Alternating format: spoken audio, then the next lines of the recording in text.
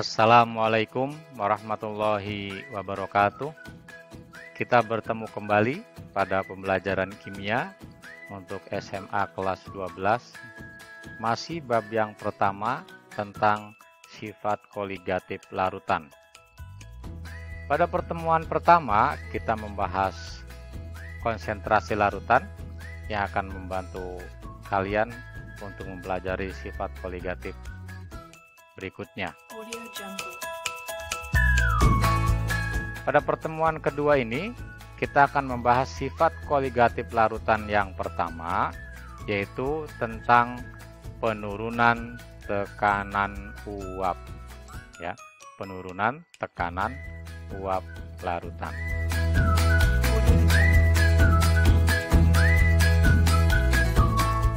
Kita masuk ke yang pertama tentang tekanan uap jenuh dulu. Ya. Perhatikan ilustrasi berikut ini. Ada ini larutan di dalam wadah yang tertutup. Ya, seperti ini. Ya, ini digambarkan partikel-partikel larutannya atau zat cairnya.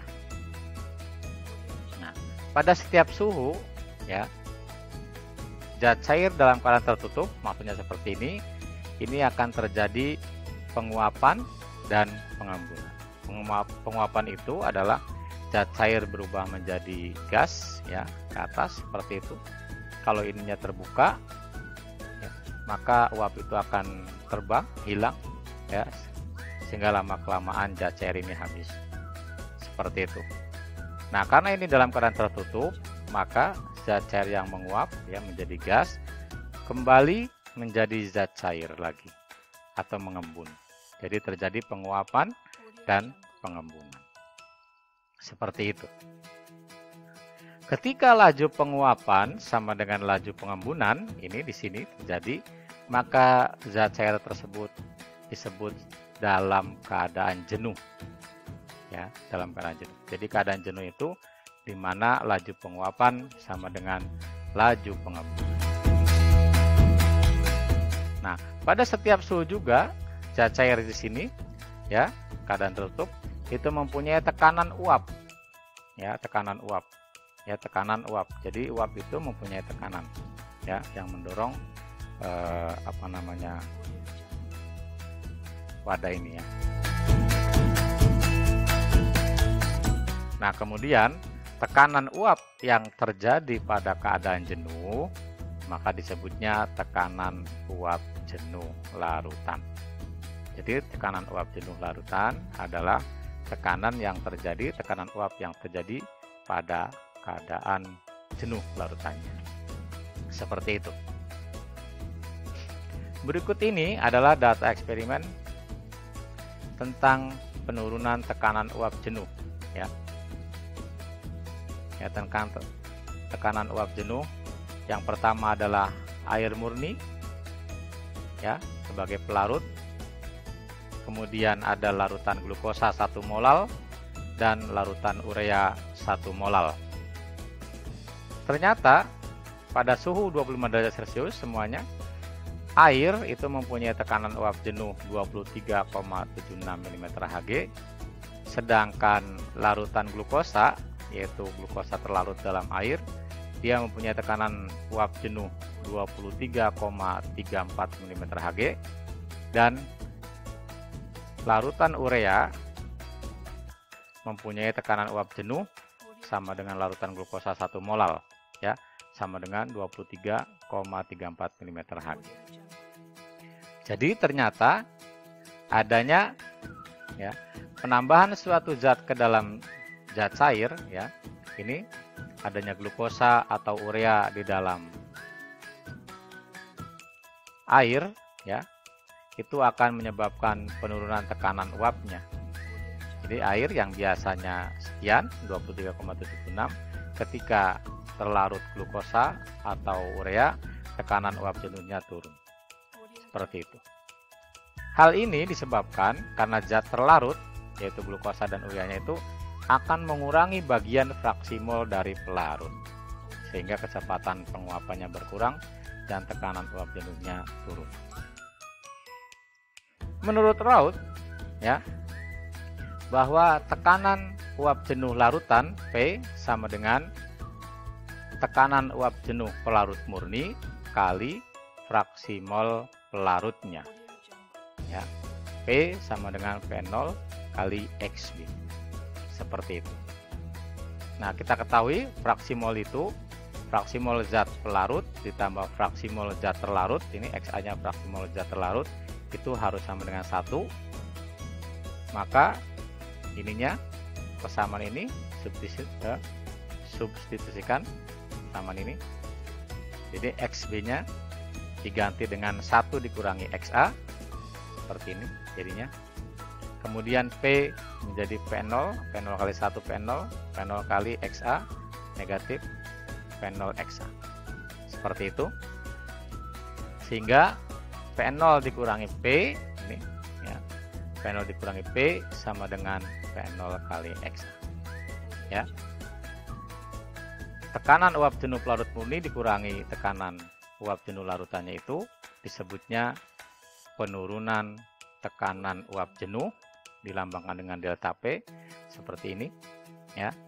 Delta P-nya sama dengan P0 kali X. Jadi P0 dikurangi P ini sama dengan delta P ya. Penurunan tekanan uap jenuh sama dengan tekanan uap jenuh pelarut murni kali fraksi mol zat terlarutnya. Ada beberapa contoh.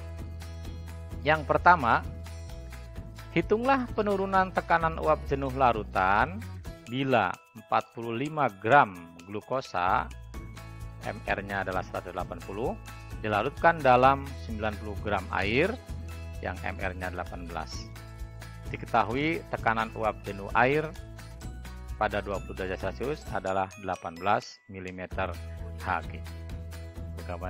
Bagaimana penyelesaiannya? Perhatikan ya.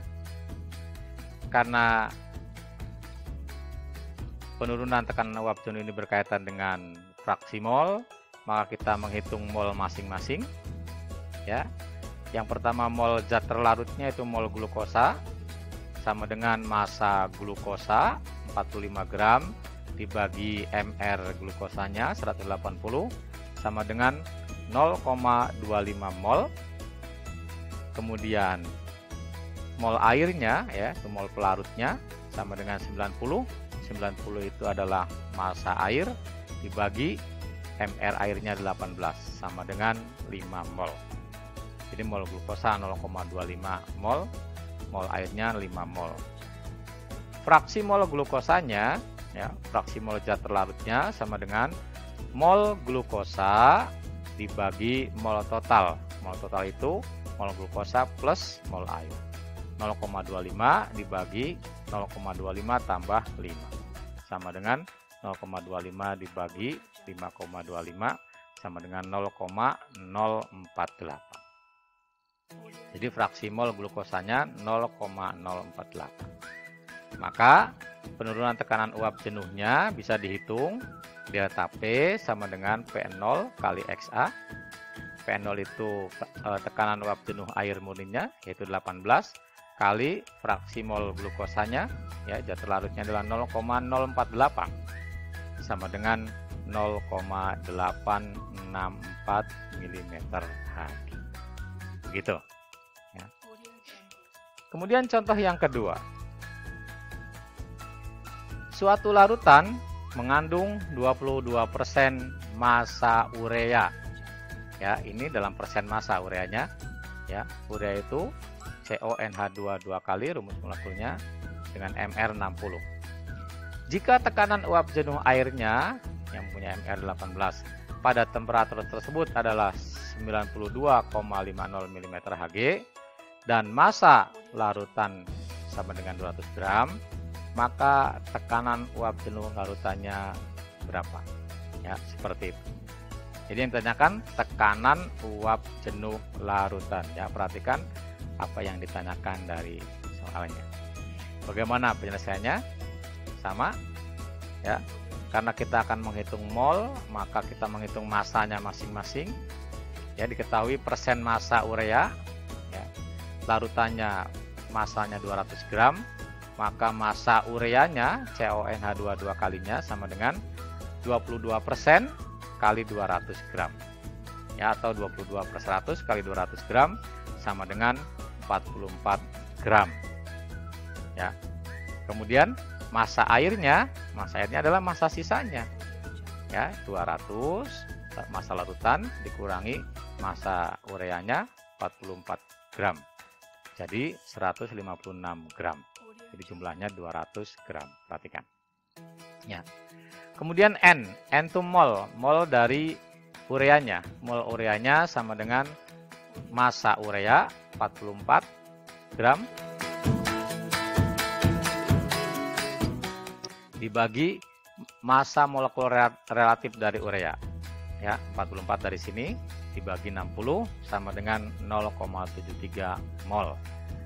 Sedangkan massa airnya adalah massa air dari sini 156 dibagi mR air yaitu 18 sama dengan 8,67 mol. Ya. Perhatikan jumlahnya. Ya. Jumlahnya itu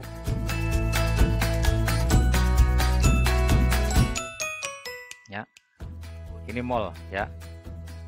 Ini mol urea 0,73 mol dan mol air 8,67 mol. Nah, karena kita mau menghitung tekanan uap jenuh larutan, maka kita menghitung fraksi mol airnya saja. Ya, fraksi mol air sama dengan mol air per mol total.